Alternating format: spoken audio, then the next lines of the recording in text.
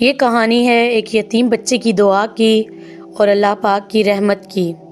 رمضان کا پہلا عشرہ چل رہا تھا۔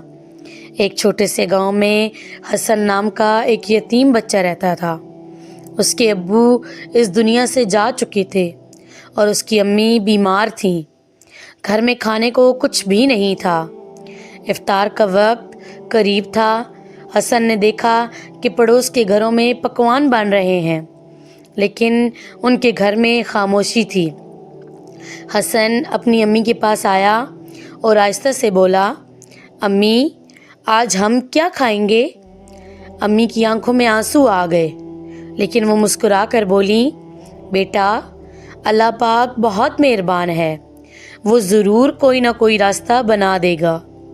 یہ سن کر حسن نے وضو کیا اور چٹائی پر بیٹھ کر ہاتھ اٹھا لیے۔ وہ روتے ہوئے کہنے لگا، یا اللہ پاک، میری امی بہت بیمار ہیں، ہمیں کھانا دے دیں، میں بڑا ہو کر سب کی مدد کروں گا۔ ابھی کچھ ہی دیر گزری تھی کہ دروازے پر دستک ہوئی۔ دروازہ کھولا تو ایک اجنبی شخص کھڑا تھا۔ اس کے ہاتھ میں کھانے سے بھرا تھال اور دوائیاں تھیں۔ وہ بولا، بیٹا، مجھے دل میں خیال آیا کہ یہاں کسی کو ضرورت ہے، یہ قبول کریں، یہ اللہ پاک کی طرف سے ہے۔ حسن اور اس کی امی کی آنکھوں میں خوشی کے آنسو آ گئے۔ اس دن انہوں نے اللہ پاک کا بہت شکر ادا کیا۔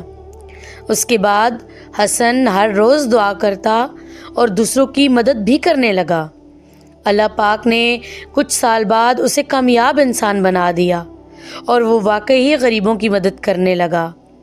اس کہانی سے ہمیں کیا سبق ملتا ہے کہ پیارے بچوں، ہمیشہ اللہ پاک سے امید رکھو۔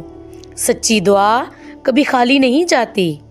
جو اللہ پاک پر بھروسہ کرتا ہے، اللہ پاک اس کی ضرور مدد کرتے ہیں۔